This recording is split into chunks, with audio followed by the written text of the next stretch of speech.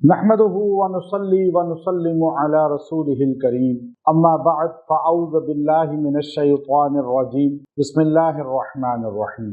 رمضان المبارک کے دوسرا عشرہ کا بہت ہی مجرب وظیفہ آپ کو دوں گا جو آپ کے زندگی سے تمام کوتاہیاں گناہوں کو معاف کرا کر آپ کے رزق کی ترقی کا باعث بن جائے گا۔ ایک تو گناہ معاف ہو جائیں گے، دوسرا کوتاہیاں معاف ہو جائیں گی، اور تیسرا جو ہے آپ کا رزق جو ہے وہ بڑھ جائے گا، چونکہ یہ عشرہ مغفرت کہلاتا ہے، اور اللہ کی رحمت اور مغفرت جو ہے یہ انسان کی طرف متوجہ ہوتی ہے، اور اللہ جب کسی کی مغفرت کرتا ہے تو اس پہ اپنے انعامات کثیرہ فرماتا ہے۔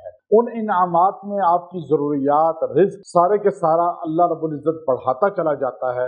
جب آپ مغفرت چاہتے ہیں تو اللہ تعالیٰ آپ کو جو ہے معاف بھی فرماتا ہے اور ساتھ آپ پہ عنایات بھی فرماتا ہے۔ اب دیکھیے، انسان جو ہے اللہ رب العزت سے دور ہے، خود اللہ رب العزت سے جو ہے وہ دور ہونے کی وجہ سے گناہوں میں آگے بڑھتا چلا جاتا ہے، اور بعض لوگ یہ سوچتے ہیں، تصور کرتے ہیں کہ شاید گناہ کی وجہ سے اب ان کی مغفرت نہیں ہوگی، ان کی بخشش نہیں ہوگی، اور وہ اسی لیے مزید باغی ہوتے چلے جاتے۔ یاد رکھیں، 70 سال بھی اگر گناہ کریں، اور حدیث کے اندر آتا ہے کہ زمین و آسمان کی خلا کو بھر دے گناہوں سے، لیکن ایک بار استغفر اللہ کہے، اللہ اتنا مہربان ہے کہ اس کی 70 سال کی کوتاہیوں کو، گناہوں کو معاف کر کے اس کی مغفرت فرما دے۔ قل یا عبادی الذین اسرفوا علی انفسہم لا تقنطوا من رحمت اللہ ان اللہ یغفر الذنوب جميعا۔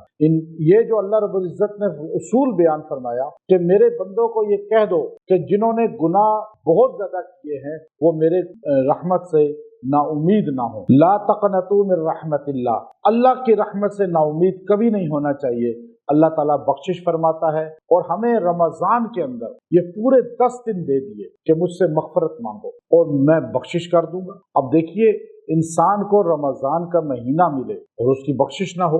سرکار دو عالم صلی اللہ علیہ وسلم جب منبر پر جلوہ افروز ہونے لگے تو پہلے زینے پر پاؤں رکھ کے آپ نے فرمایا آمین، دوسرے زینے پہ پاؤں رکھ کے فرمایا آمین، تیسرے پر پاؤں رکھ کے فرمایا آمین۔ صحابہ نے کہا یا رسول اللہ صلی اللہ علیہ وسلم، یہ تو عجیب آپ کا عمل، پہلے ہم نے نہیں دیکھا، کوئی نظر بھی نہیں آیا، اور آپ نے یوں 3 بار کہا آمین آمین۔ تو آپ نے فرمایا سید الملائکہ جبرائیل علیہ السلام تشریف لائے۔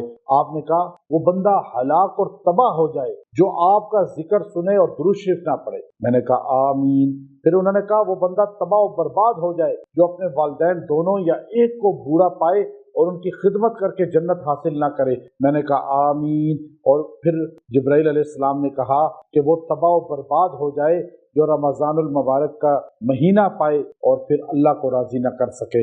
میں نے کہا آمین۔ اب یہ مہینہ بھی آ جائے اور لوگ گانے بجانے نہ چھوڑیں، لوگ جو ہے ڈانس پارٹیاں نہ چھوڑیں، اور نماز پڑھنا چھوڑ دیں، پھر بھی نہ پڑھیں جیسے پہلے نہیں پڑھتے تھے، اور روزے نہ رکھیں، اور اسی طرح جو ہے ہر گناہ کے اندر مبتلا ہوں، تو آپ بتائیے پھر تو اس بندے کو بد دعا رسول اللہ صلی اللہ علیہ وسلم کی لگ گئی کہ یہ برباد ہو جائے گا، یہ زندگی اس کی تباہ ہو جائے گی۔ اور رمضان کے مہینے کے اس عشرے میں آپ مغفرت کے لیے یہ وظیفہ روز پڑھیں، اللہ آپ کے گناہ بھی معاف کرے گا، اور اللہ تعالیٰ آپ کو جو ہے رزق فراوانی بھی دے گا۔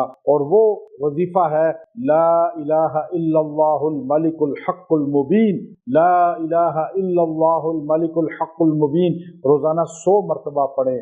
یہ جعلی نبی صلی اللہ علیہ وسلم کے روزہ افطار کی جو جالیاں ہیں وہاں لکھا ہوا ہے، اس میں بڑی تاثیر ہے۔ اس کو اپنا وظیفہ بنائیں، اپنے بچوں کو، عورتوں کو یاد کرائیں، اور یہ وظیفہ آپ پڑھیں، اور اس سے نسبت روزہ افطار بھی قائم ہوگی۔ وآخر دعوانا ان الحمد للہ رب العالمین۔